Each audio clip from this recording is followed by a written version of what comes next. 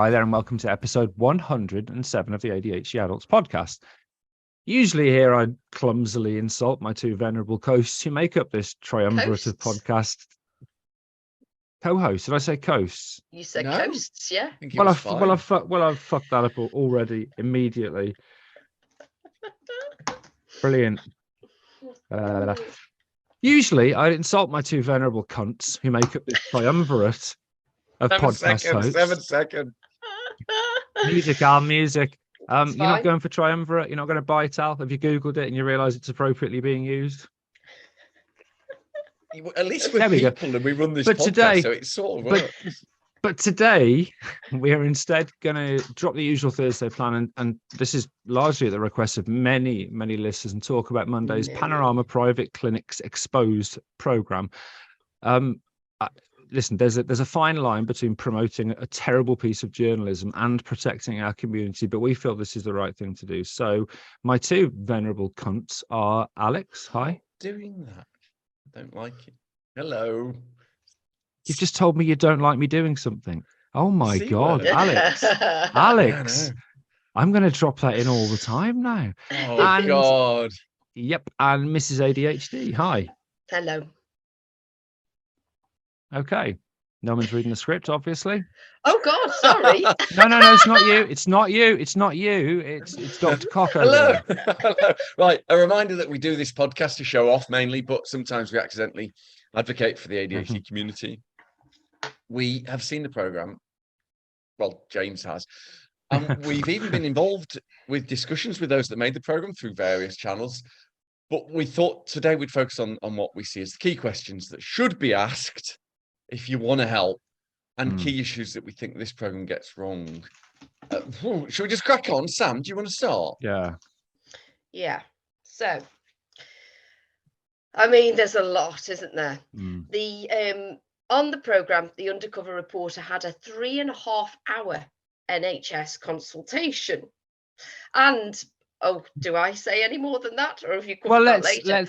Let's leave it at what's in the script. Okay. And we'll discuss things as we go along. I know it's difficult for you, Sam. It's really difficult because I want to say all the things. But 3.5-hour consultation with the NHS. Discuss. Yeah. I'm going to kick this off if that's okay. Yeah. So first of all, a 3.5-hour consultation for ADHD. That would be amazing if everybody got that in the NHS. Really if you all got 3.5 hours, I mean, it'd be terrible for someone with ADHD to have to sit there for 3.5 hours, but that level of care and consideration would be wonderful. There are several things in this which we'll unpick, so I'll let us all have a go. The first thing I will say is, obviously this was filmed, and therefore the NHS consultant who did this assessment knew in advance that he was doing a filmed piece for television, and therefore that introduces a significant level of bias in that he's not going to do it in 45 minutes or an hour and 20 minutes because it's being filmed, and he would be aware of the editorial tone of the program. So I think trying to compare 3.5-hour ADHD consultation, which is not the standard, really, is it, to a couple of very short and inappropriate, clearly inappropriate private consultations, it is not a fair comparison. No, that's it. Absolutely not. I also want to know, did he have to wait 4 years to get onto that? Somebody messaged us saying, in my area, I've got to wait 7 years for a diagnosis. Should I just pretend to be an undercover reporter? Would that get me seen quicker? Just hire a camera crew? How did it work? How did that conversation happen? We want to know, because you've got to explain what it's for, right? Did they say, I'm just doing a vlog? What I've seen, which I think is I'm really looking forward to seeing, is somebody has done a freedom of information request about this, and they have asked all that questions. How long did you know in advance? Can we see the email correspondence that came before this decision? Because it would be fascinating to actually see whether or not they were told, this is a program that we're doing and we want you to, provide the counterbalance, if you like, to this. And that freedom of information request, if they reply, which a lot of organizations don't, will be amazing, in my opinion. One of the very, very biggest factors for me is that it's so important to have a relationship of trust with you and your doctor. So when you tell them something, if you tell a doctor you're in pain, and they say, well, I don't believe you, and don't take that into consideration, what kind of doctor relationship would that be? Yeah. Similarly, if you go to a doctor, the pain doctor, and say, I don't think I'm in pain, they're gonna take that on board. Yeah. This journalist went into this NHS 3-hour standard Leeds appointment and said, I don't think I have ADHD. What was he supposed to say? I think you bloody do. Oh, yeah, come here, take these pills. I'll prove to you that you do. Yeah, exactly. Challenge accepted. And did not say that or any of the other things. That is, as far as I'm concerned, not legally. I genuinely asked a lawyer this morning, a lie by omission, because under the BBC Trust Charter, you have a duty of care to the vulnerable. And that has been missed here through a purposeful deception. It's not appropriate. The interview for ADHD includes your perspective on your own probable condition. And so it's just inappropriate. If you're saying, I was honest throughout, but you didn't say that you don't think you got it, it isn't honesty. I think as well, there's a lot, everybody's focusing on, how bad the private consultations were, which, they were really short, but also, is this going to put more strain on the NHS, who already can't cope, if people now are expecting to have a 3.5-hour appointment where they go through everything? I mean, when I was referred through the NHS, my initial phone call was over the phone. It wasn't face to face, and now I've been referred to ADHD 360 because obviously they don't know I've been diagnosed already, and they can't cope. The NHS can't cope locally, so they're having to go out to private providers sometime. And I've got so many people messaging me saying, I've got an appointment with ADHD 360 and now I'm really scared, and loads of people are scared. And for me, if I hadn't have gone through Right to Choose, I would now be going to see ADHD 360, and would I be thinking, is this diagnosis going to be credible? It's really, really difficult. And also, for lots of people that have just been privately diagnosed, they're now saying, are the GPs going to trust this? Are they going to take on a shared care agreement? Are they going to uphold right?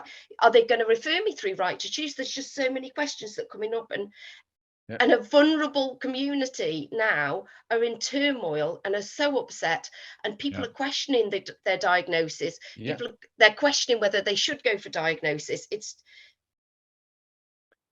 Sorry, James. If we could, I mean, no, it's all brilliant stuff. It's just not answering the question. No, I know. Yes, I'm sorry. Slightly off topic. So, Alex, do you want to come up with the next key talking point? Yeah, really, for me, it's okay. We need to get this out of there, don't we? That we adore and love the NHS. Fund the NHS is the story. The fuck is, we think you're brilliant. All the people that work, we're so grateful and love it. It's been systematically defunded on purpose. There definitely are dodgy, predatory, or incompetent people doing diagnoses, and we need to sort that out. But it's not just private. That's in the NHS, in schools everywhere.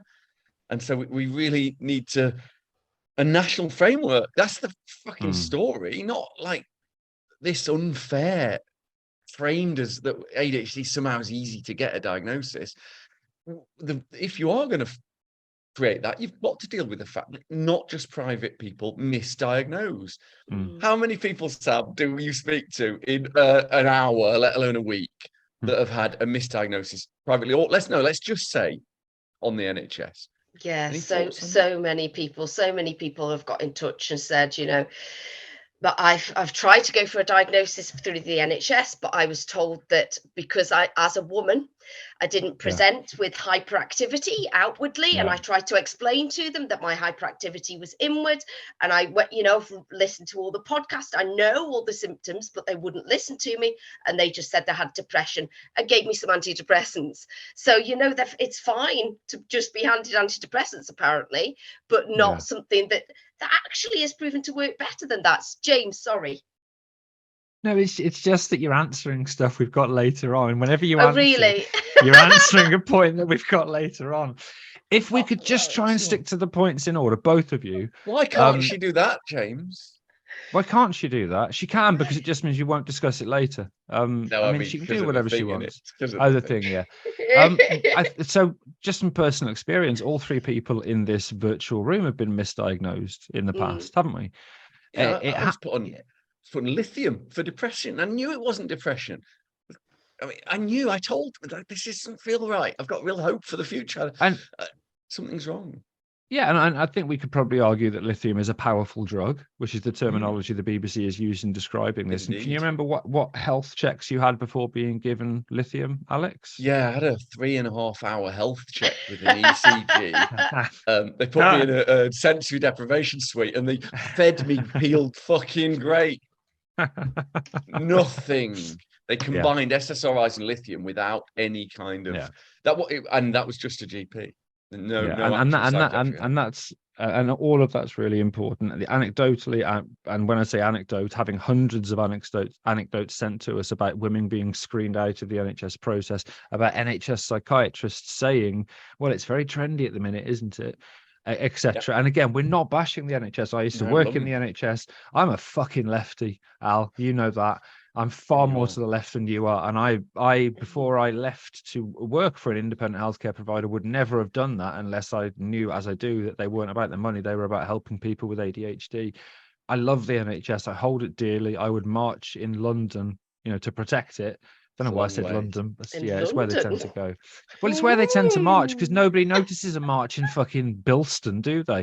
20 people marched in Bilston to defend the NHS. I would march in London, Bilston, haven't we? Yeah, but they're not. Yes, they're not good. Yeah, I'm going to move on to the next question because I'm just getting abuse. Okay. So before this is linked. Can you remember those bipolar misdiagnosis figures? I'm sure you have.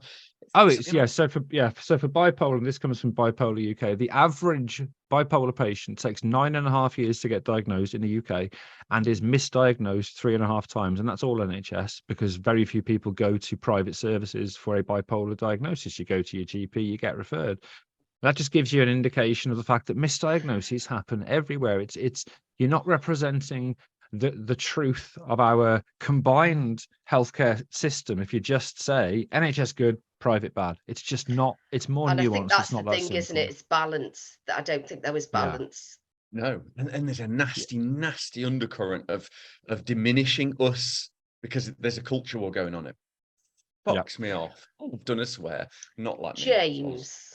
Thank you, Sam. So this is really linked and to what Alex has said and what Sam said, because as I said, they were answering later questions. But we feel, and it's obvious, that this program, it missed an opportunity. It missed the real story. Now, if this was a 3-parter and the final part was some private clinics, maybe aren't following regulations, etc. But the first 2 parts were the NHS is massively under-resourced, and therefore people are waiting 7 years for a diagnosis, and speak to people that are waiting that long and look at the impact on their lives. And then the second bit looked at, the way in which ADHD is diagnosed in various places, and asked these questions, spoke to somebody from NHS England, spoke to politicians. That would be a well-rounded piece that would help our community. But just by doing a shit piece where they say, hang on a minute, we found there's a couple of bad clinics, we can use that as our angle, that there are bad clinics overdiagnosing ADHD against the backdrop of all the newspaper articles we've talked about earlier this year. And the timing of this is very interesting, because we know, and we'll talk about this later, so don't talk about it now, Sam. We know that they started contacting people January, February. That's when they were contacting people. And actually, they were contacting people last night as well. By the way, today is Tuesday. I was messaged by somebody that said they're asked to get back in touch. So they're still looking into this. So they would have read those newspaper articles. It would have been impossible to miss them. And for that not to have been part of the editorial process of deciding, how do we look at this? Because these newspaper articles have said it's overdiagnosed and it's easy to get a diagnosis, blah, blah, blah. And that, for me, the real story is NHS wait times and the impact it has on people. Yeah, definitely. And if you look at, like, in the borders where they haven't got an NHS service, it's not that they've got a 7-year waiting time, which is fucking ridiculous, but they haven't got any waiting time because there's just no service. And what are those people supposed to do? It's so frustrating. There's another program as well, isn't there? Which is the burden and damage of untreated and the underdiagnosed ADHD. If they'd have done a program on that, keeping it in society, untreated, underdiagnosed, it's horrible. The lack of understanding of ADHD is hurting us, vulnerable people. And they didn't. They just jump on this bandwagon of why people want you can have mine. I'll have and it's none. it is needed, because obviously people are desperate, and when the waiting times are so long, they are going to go private, and there are some private clinics that are doing things badly, and that does need to be investigated. But it needs to be balanced. James. It does. No, I've talked about this and I've done my question. Okay. So if you read the script, you know that web page you've got, which has got words on it in 3 different colors. If you read that just occasionally, every so often, you might find the bits you've got to say. Okay, multiple sources offered assistance with this, and the BBC did not take their advice. James? Yeah. So I mean, I saw a message from, I think it was the ADHD Foundation, I'd say late yesterday, as opposed to early yesterday, and it said that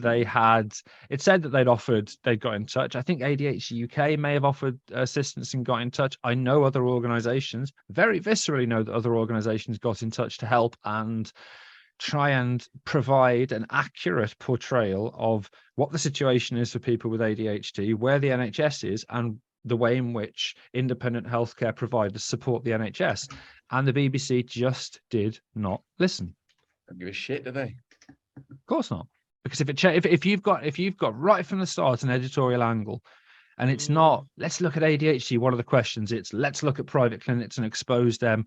And yes, and it's really important that private clinics do get identified, but don't do it in a piece that makes everybody with ADHD feel shit. And if organizations that know more than you get in touch and say, we'd like to help with this, we can offer our support, we can help inform you, one would imagine that a good journalist would think, well, at least speak to them and hear what they've got to say, because I'd like to put something out that's going to be factual and accurate.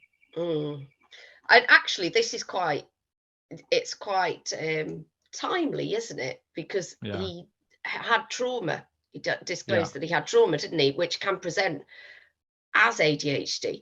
But I don't know if I'm going to go into something else now, and you're going to tell me off. Doesn't sound like you. Doesn't know. It's very out of character.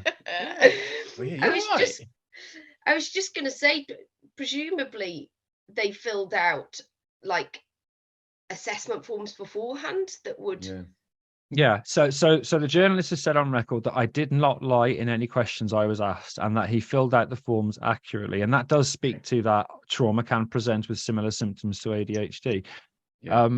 And again, we know that there are variations in clinicians about their opinions on trauma and ADHD. Some will just not believe it's a thing, and some will think, well, no, those are the symptoms of ADHD, and if they're having a moderate impact, I'll diagnose them. And some who are more informed of the scientific literature might say, well, actually, that childhood trauma could be at the root cause of this. Let's look into that. It's slightly duplicitous, but not taking the advice of very learned organizations and individuals just shows that they did not want to deviate from their editorial plan.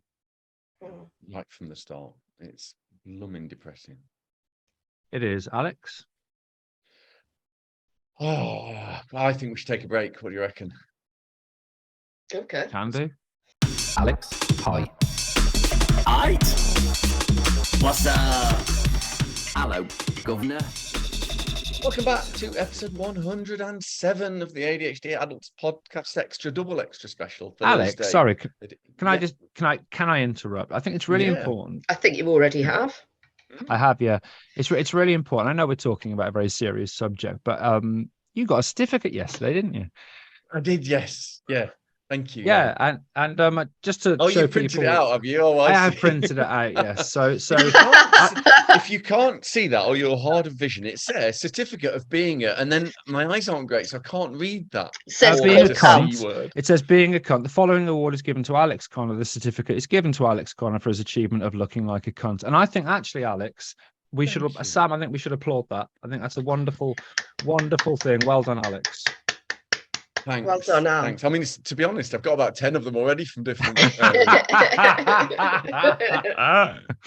Cheers for that. Not necessary. It wasn't necessary. James was really busy yesterday, and the two of you found time to do that. Did you? Amazing. No, just me while I was really busy. Fab. Oh man, you have got donkey brains. Right, we are in part 2 now, where we're going to take more questions that people have sent us and questions that we've got about this Panorama program. We wouldn't normally do this, but I think because it's our national news organization and it's so damaging that we thought it was important. Here's a tricky one. This is difficult for me, but so the GP that you choose is a woman that I just think we'd get on really well, Jackie Appleby. And she seems great. I think she's going to be on the right side of history in the future. What I will say is that she's spoken very publicly about anti-private diagnoses in the past. And I get that. And I think we agree in principle with that concept that the NHS should be funded to the point. But when you only have one person's view, politically, we feel that misses the balance a little bit of maybe even the system we live in right now. We're not in a system where that's possible. So people who are desperate, who have to wait 7 years, or your Vale of York, never get a diagnosis. We're not sure you can be as idealistic as that, and we would like to have seen that balance. Just a reminder, we think this GP looks great, and this isn't a personal attack, quite the opposite. What about it's not? Yeah, it's not a personal attack, but again, it comes back to balance, because if you look at the kind of organizations, the Fox Newses, the GB News, the Talk TV, which I've been on, embarrassingly, obviously, with Trish. I know it was shambolic, but I did get her to read out Alex the psychoeducation monkey provides education on ADHD, and her face was a fucking picture. But GB News won't have me on. Said I was a monster. Yeah, too right wing. But what these organizations often do is they don't provide balance. They have an agenda, and in that agenda they report something, and they get somebody on that supports their agenda. Now, surely the BBC used to be known for its balanced approach. Now, in recent times, lots of people have said you've just got to watch Question Time, and you can see that balance isn't there. You've got to look at how they report stuff. But surely it would have been better to get a couple of opinions in, or several opinions in, to show balance. Some GPs might say, yeah, and I've signed shared care agreements for quite a few patients, and actually they come to me less now because their health is better, or they're happier and well-adjusted people. And I think it's really important that if they get a diagnosis and I sign that shared care agreement, they are going to have a better life. There's a balance for you straight away. But just going to one GP who has historically publicly said that they are not in favor of private diagnoses for anything, not just ADHD, again, the balance is missing. Which is fine, actually. We're against that too. But when you can't get access to services through the NHS and people are desperate and there's no other. Yeah, can I just say I'm going to take a different position to you guys. I'm not against private diagnoses or private services. Now, I'm a lefty, but remember where I was Christmas 2020. I spent massive trigger warning clack. I nearly called it a trigger warning Traxon then. I would have paid money to have heard that. Yeah, well, a massive trigger warning Traxon here, everybody. Traxon. Christmas Day 2020, I spent 3 hours staring at the wall thinking about ending my life. Not just thinking about it, planning it. I was in such a bad position. And I knew that if I went to the doctor and asked for a referral, at the time I wasn't aware of Right to Choose. I knew that if I went to the doctor for a referral, it would be a 4 to 5 year waiting list, and I knew I would not survive those 4 to 5 years. There are people in the UK where Right to Choose does not exist, so they don't have that option of saying, well, actually I can get a 6-month assessment rather than 5 years. So what the fuck do you expect them to do? Wait 5 or 6 years, or if they can afford it, get a private diagnosis. So I'm not against private diagnoses, because for some people, it's the difference between life and death. Yeah, no, and I was saying, yes, I was saying that it's only, I think we are, aren't we? It's only because the waiting times are so long that people have to do that. What we want really is a properly funded NHS that can deal with all the things that we need it to deal with. But it's been systematically underfunded, so that we have to go private. And that is a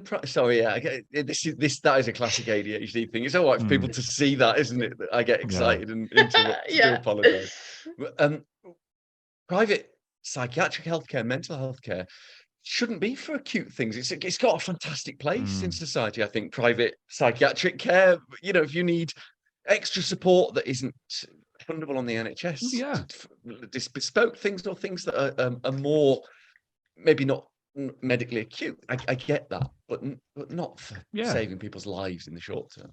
Like therapy. I mean, most people that actually turn to a therapist will often have to go private, or coaching. The NHS doesn't pay for coaching, so clearly there are things that are beneficial to people that are not NHS. Anyway, moving on to the next point, the BBC's editorial guidelines and standards. Now, we have a member of our team who is going through this. Turnip, is it? I think, who's going through this in detail. But even if you have a cursory glance at the BBC's editorial standards, in section 1.2, our editorial values, it says something that I have just searched for the wrong term for. So if you give me 2 seconds. While you're doing it, James, can I just say that I met Paul in real life. It was brilliant. It was lovely to meet him and his partner in real life. And in classic ADHD style, he didn't come up at the start to say hello. He sort of queued at the end. It's just amazing. There's somebody that we've got a really strong bond with. Ridiculous. You filled that well. Scary. You filled that well while I was searching. So it actually says in section 1.2 of the BBC's editorial standards, it says that in exercising freedom of expression, we must offer appropriate protection to vulnerable groups and avoid causing unjustifiable offence. What do you two think? Do you think they've stuck to that standard? Well, I think we should have contacted them in advance. Oh, wait, we and lots of others did. So they knew. Exactly. They can't use that excuse. It's this Met Police excuse of, we apologise for arresting those people despite everyone shouting at us at the time not to, because it was obviously illegal. It's this thing. It's the same thing. They just, fuck it, do what you want. Yeah, no, vulnerable people have not been protected. We've got so many people that are so upset, that don't know what to do now, that have got appointments booked with private providers that don't know whether to go ahead with it. But then the other side is, if everybody now didn't go for private diagnosis and went on to the NHS, the amount, it's backed up as it is, the amount of work that would cause for the NHS. And we've already got some CCJs that, I'm going ahead to future points, so I'll stop there. But yeah, definitely, we've got so many people that are so worried, that are doubting their own diagnosis. Other people are doubting their diagnosis. They don't know what to do. And it's really, really sad. Yeah, James, you campaigned for an even more right-wing BBC, so presumably you're okay with it.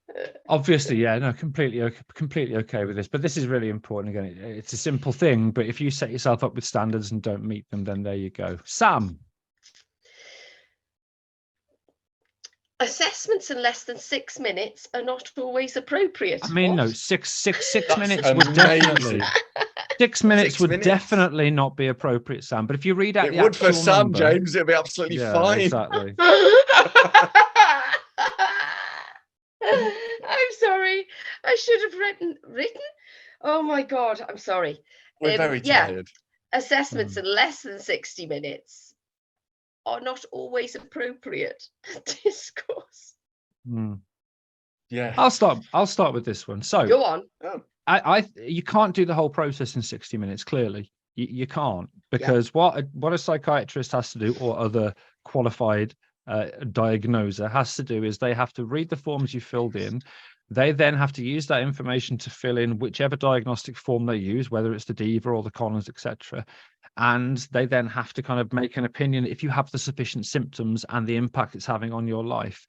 But the way in which many private healthcare and some NHS healthcare services work is they read the forms before. So the psychiatrist or other qualified diagnoser will, before you go into your assessment, be fully aware of the number of symptoms you've got. They will have ticked the boxes which they feel would be classed as a severe symptom and therefore impacting your life. They've got your scores and they're pretty sure that you have the symptoms and impairment of ADHD. And the assessment bit is really about working out, is there any other mental health or neurodevelopmental disorder that could be causing that? And you can do that in less than 60 minutes. You can ask somebody's past record. In the NHS, they'll have access to your medical records as well. But, it's not inappropriate to have the assessment in less than 60 minutes, as long as the work's been done beforehand. And actually, it's more efficient to do it that way, because otherwise you're in a room for ages, going through the stuff you've already gone through, and so is the psychiatrist. So it doesn't have to be. It's a straw man argument. Yeah, clearly they got it wrong this time. Sorry, Sam. James just used the idiom of straw man argument correctly. Of course I fucking did. I don't understand. I don't understand it, but I don't know what it means. It's amazing. But clearly in this case, they didn't uncover the trauma in the private assessments, which, and that does need uncovering. It's important that private providers are exposed. But I just wonder, can you even get an appointment? So if you didn't think you had ADHD and you thought you had trauma, can you even get an appointment? Like, what did he ring up and say? Well, I think I'm a journalist for Panorama. Not to the private ones, though. No, to the but to the and again, that's something I'm not sure whether the full detail of that was put across in the program, but I've read the script, and he didn't tell them he didn't think he had ADHD. It was only the NHS. He said, "I don't think I have that." Right. With the others, he didn't say that. That's so it's balance again, isn't it? Yeah. Because really, if you have a balanced, you would show that there are some really good private providers, and some that really bad. And the same with the NHS. It should be a balance to show how difficult it is for us to get a diagnosis and not get misdiagnosed. What I would also say is there's some papers out there, right? Quite a few papers from lots of different countries, Korea and Canada. I've read them because I was doing some work for a company, actually, who were really trying to help with this. They were trying to understand. So if the papers all agree with a sort of similar point, if you've done your homework yourself as someone that is an expert in your own lived condition, and you think you have ADHD, and that's crucial, and you've done the homework, you've done your self-assessment, and then you go to your GP and talk to them, and the GP agrees and refers you, your chances of having ADHD and being formally diagnosed by a private psychiatrist are way over 90%, or 90 to 93% likely. And that 7% is probably because you've got something else, because there's loads of comorbidities, because there are lots of other reasons why not. It might be a misdiagnosis, but it's really high. Yeah, and that speaks to another of their editorial points, which is that these clinics are giving almost everybody they assess an ADHD diagnosis. But of course they are, if what you've just said is true, that actually, They said something about, I can't remember if it was this program or ADHD 360 said, well, it's 90% of our, actually that's slightly on the low side for international statistics. So that's nothing to be ashamed of. At all. I don't know that company at all. I haven't got any connection with them. I just thought that, well done, you've hit the spot, probably about right. And this is something we have to talk about. Very frustrating. Yeah. And that's the thing, surely, most people are pre-screened out if they haven't got ADHD. But like you say, ADHD and trauma can present really similarly. But I think it's the fact that he went to the NHS doctor and said, I haven't got ADHD, and these people, I think they haven't done it properly. So, of course, he's going to give you a 3.5-hour assessment. But my God, imagine if every assessment on the NHS was 3.5 hours, how long the waiting list would be. Yeah, no. I mean, for some people, they do need that long an assessment. I'm not saying that they don't. Yeah, but not everybody does. I think it was pretty clear that I had it.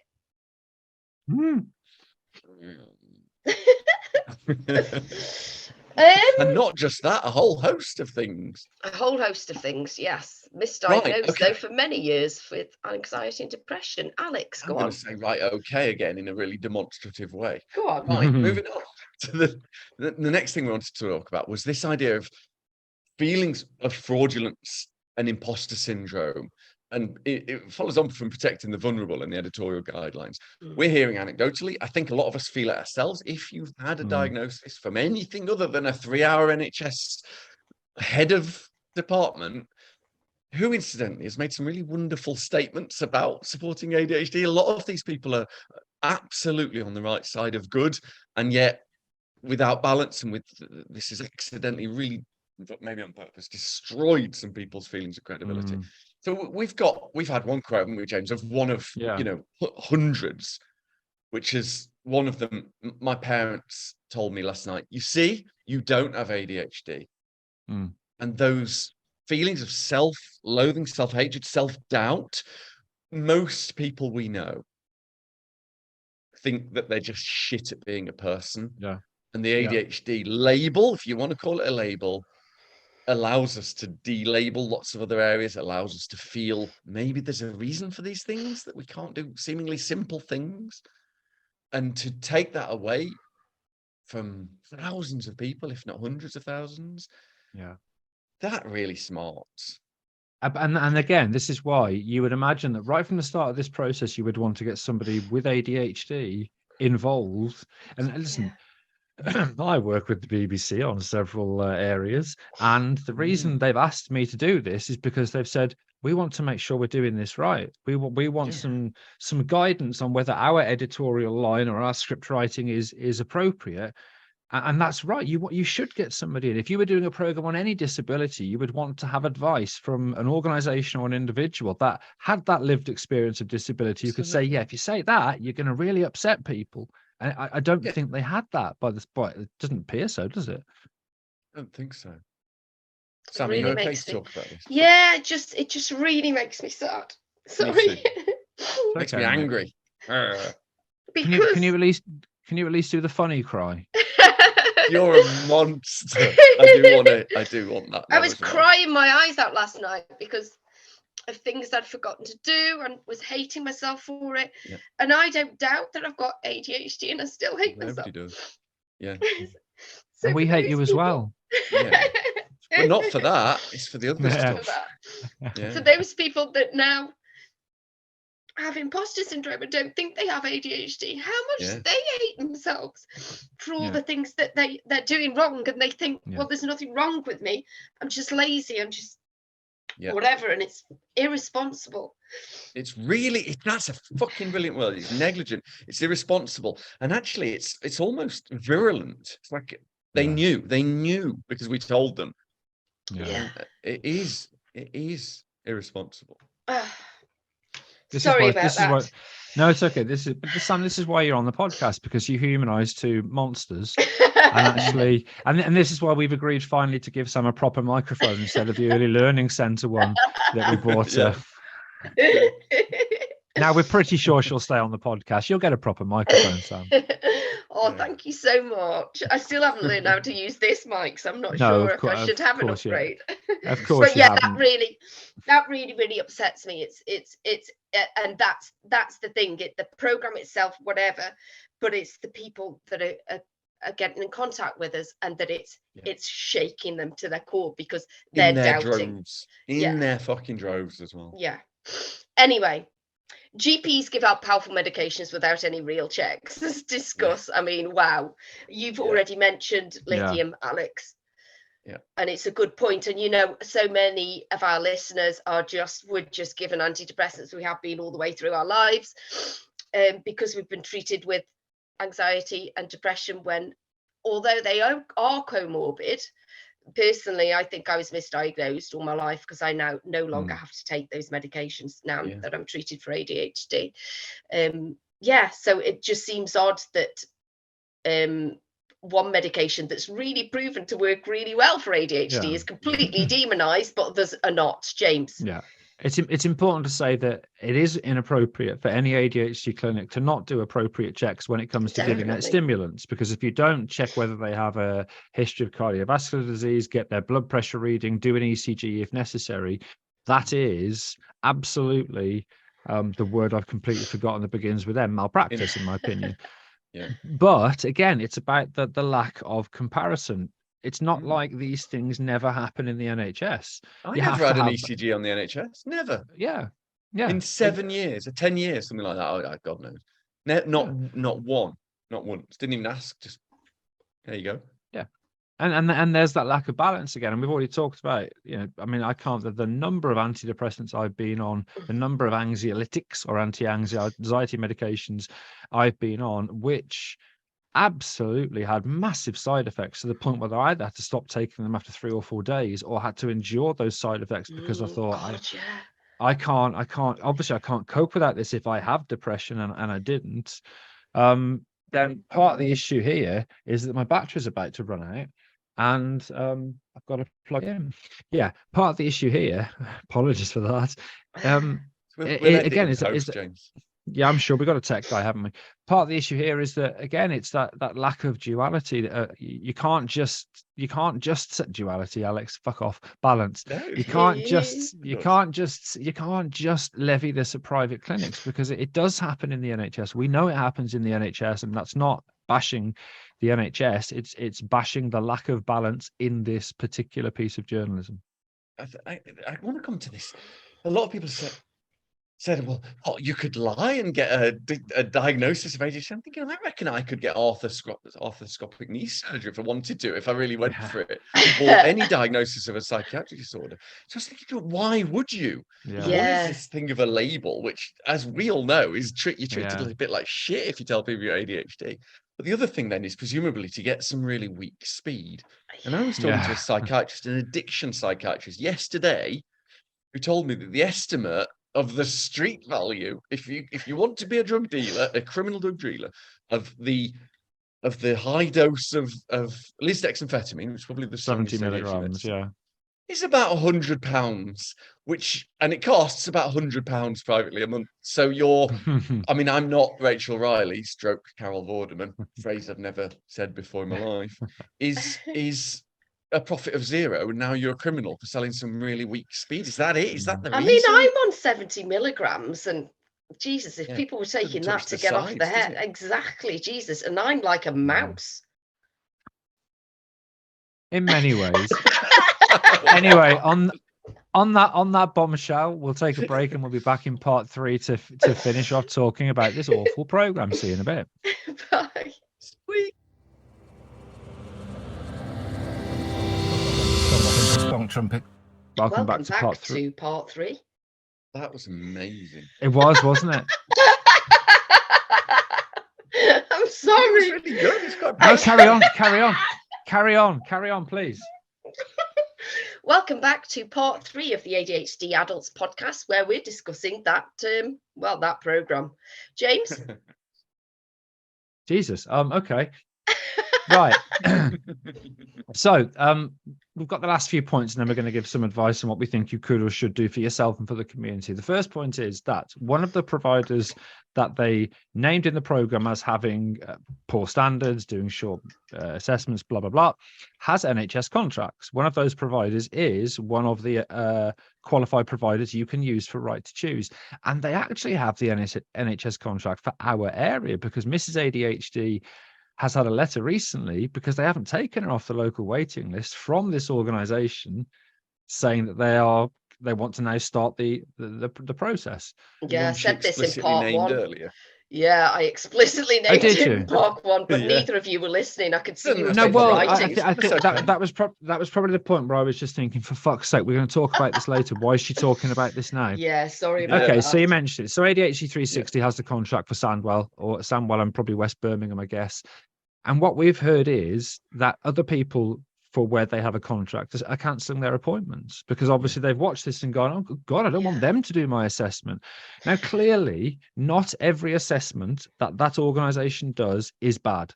They wouldn't have because they wouldn't have maintained NHS contracts, because the CQC would have inspected them and said, sorry, you're absolutely terrible. And patients would have complained. They wouldn't have that contract. Now, having one or two assessors who aren't doing things to standard, that is a problem, and it needs to be spoken to. It needs to be reported, but not, again, as we said, as part of this broader piece, which just doesn't take into concern that the community. But people are cancelling their appointments, so then what's the other option? And I think because they are thinking, is the GP going to doubt my diagnosis when I go back to them? Are people going to doubt my diagnosis because they're going to say, well, that clinic was on that TV, so it can't be? Like, they'll presume that all people that diagnose for that clinic are the same, which they're not. Every clinic and every NHS provider is at some point going to get rogue people, or people that are just not doing things properly, and that they need to be complained about, and then that needs to be addressed, and then they'll review all of their processes and make sure that that's safeguarded against in the future. But it's difficult. what can people do? Should they cancel their appointment? What advice are we giving? Yeah, no. If companies aren't allowed to look, if they're de-incentivized from looking for problems in their own practice, they're not going to look for them. Yeah. It's so important that we support them, these companies, so they can go, look what's happened. Look, this thing's happened. We fixed it. Yeah. And we go, brilliant, well done. That's so important. And what we do need is a bloody national framework for who can diagnose. One of the right to choose organisations that I like, I would argue maybe they're slightly too strict. They only have psychiatrists, and I'm not saying that we have to be that strict, because they have this sort of level.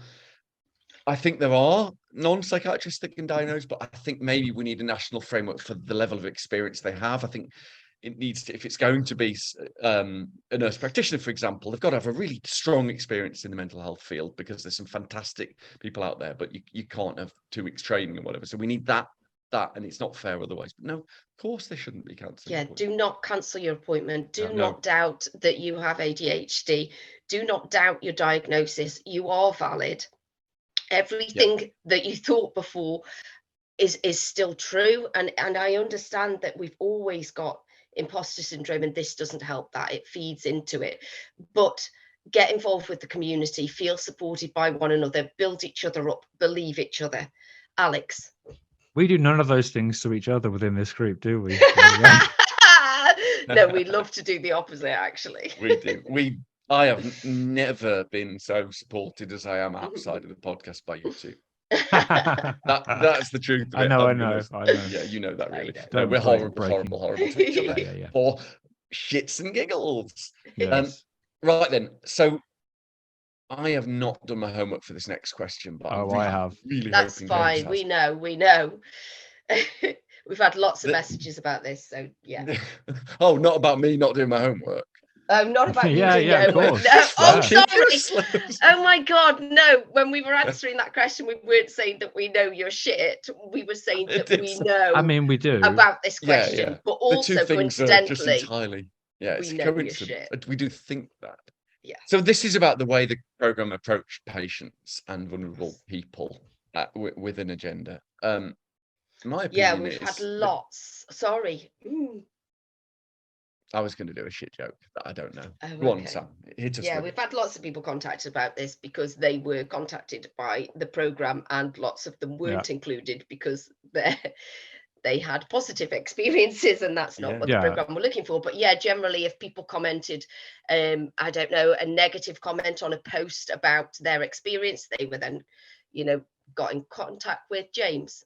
Yeah, so I mean, I've got a screen capture of the way in which people were contacted, and what we know is that the researchers and the undercover reporter went through Reddit, social media, and Facebook groups, and anybody that made any comment about getting a diagnosis would be sent a message, and it would say, "Hi, I'm insert name of producer here, and I'm producing or making or I'm working on a project to do with the rise in ADHD diagnoses.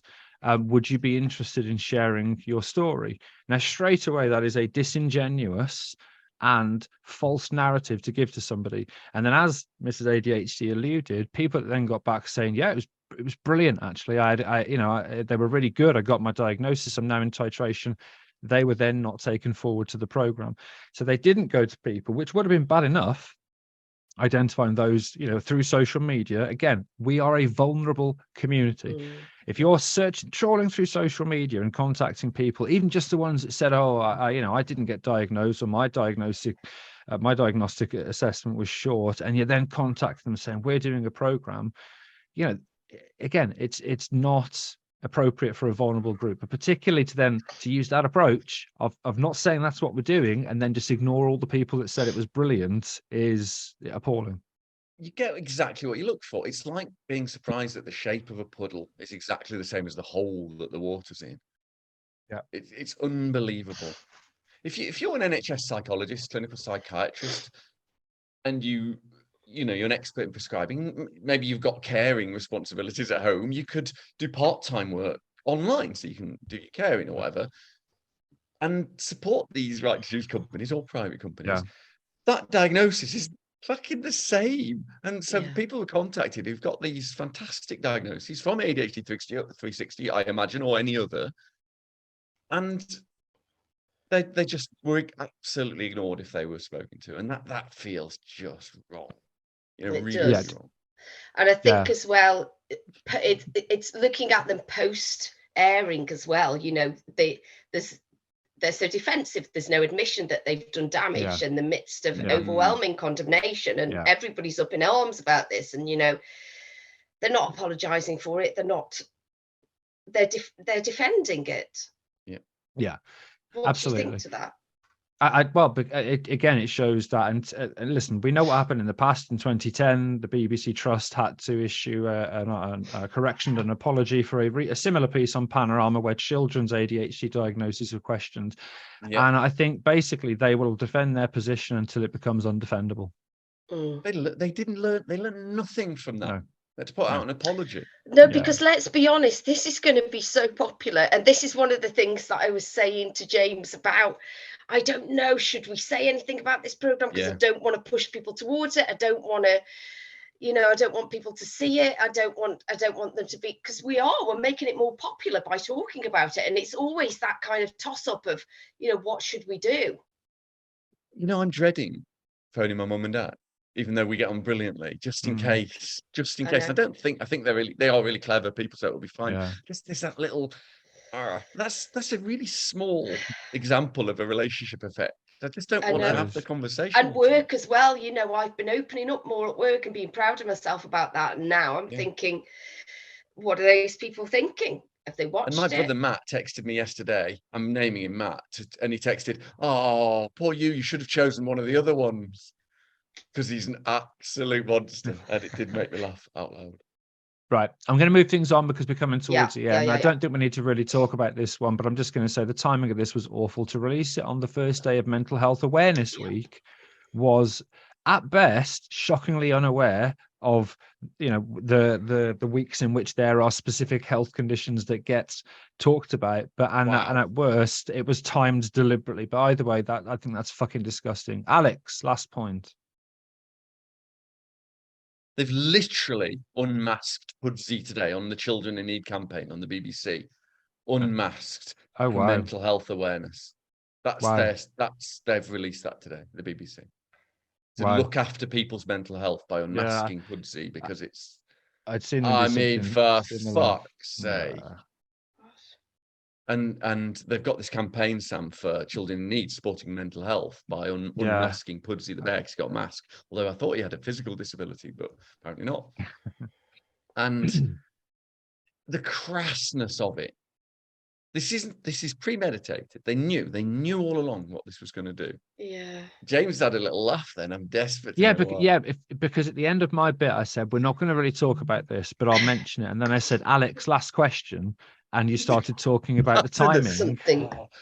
You know, it's funny. ADHD symptoms when you're upset or angry. Yeah. For me, is that the same for everyone? They get really quite. Yeah. I've noticed it in this episode. We're interrupting each other a lot more than we normally would. You are.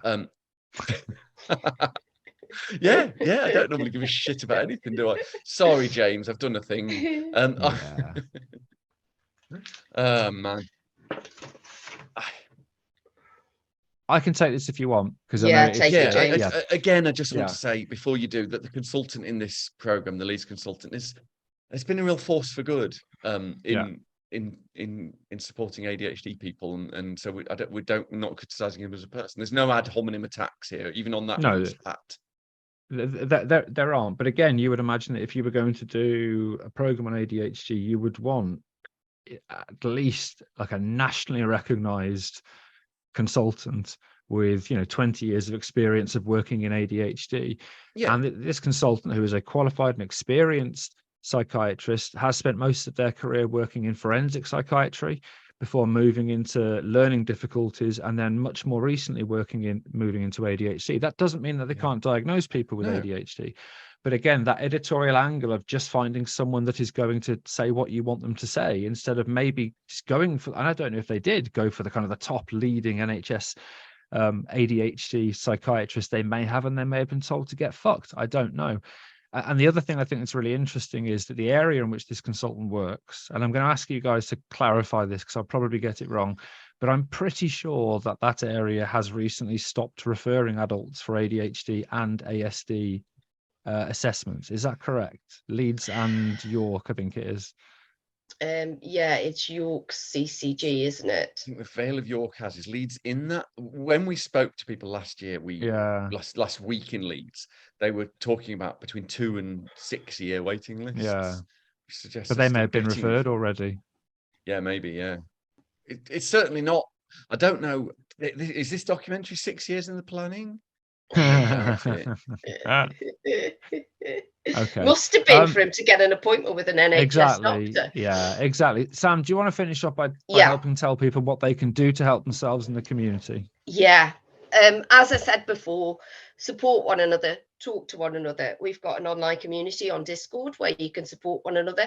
If you're feeling alone, if you're feeling like you haven't got anybody to speak to, you can speak to us. Message us on any platform, it doesn't matter. ADHD Adults. Complain if you're not happy. People are using ChatGPT to form their complaint letters, which I think is a great idea because it just does it all for you. We're putting up a form today where you can put any anonymized comments on how it's affected you as a vulnerable adult within our community, so that we can put that to the BBC. And we've also been asking people, if we can do that, if they want any comments to go forward from messages and stuff. And just believe people, if you haven't got ADHD yourself, support people with ADHD and let's support each other. And we'll be here spreading evidence-based information to try and counteract everything that goes on and growing our community so that we can support one another and doing everything that we can to fight this. Thanks, Sam. Right, let's add trust yourself. You know who you are. You know that this is real. You know it Deep is. down. Those feelings of doubt, they're not your friend. If you've got any social power at all, advocate, educate, and believe people. These are really, really important things. If you're not sure how, just ask us. We'll tell you what things we do and what you can do as well. James? No, I've got nothing to add. I just wanted to say that for those listening to this, remember, you're valid. We always say no diagnosis required, and that self-diagnosis, actually, if you don't need medication, is fine. If you identify as somebody that has ADHD but don't want medication and don't feel that you need the diagnosis, there are so many people in our community who are diminished and upset and scared by this. The most important thing is support each other. Yeah, and lots of other groups are as well. We daily at I've forgotten his organisation's name. ADHD Alliance. ADHD Alliance and the ADHD people and loads of other groups are really advocating for this. And I thought at the end of I thought I'd used such a calming and dulcet tone at the end of my bit that we could close it on that, but obviously not, because Alex said something afterwards. Impulsively, would you say? Almost. You could just cut it. Yeah, I won't. Edit in post. So that was episode 107 of the ADHD Adults Podcast, where we talked about the Panorama Private Clinics Exposed program and hopefully tried to help people understand why it is that this program wasn't helpful, was poorly planned, and to support you in not feeling fraudulent and diminished. If you want to get in touch, as usual, get in touch through the socials or on Discord, and we'll see you next time. Bye. Bye all. Trigger warning lights on.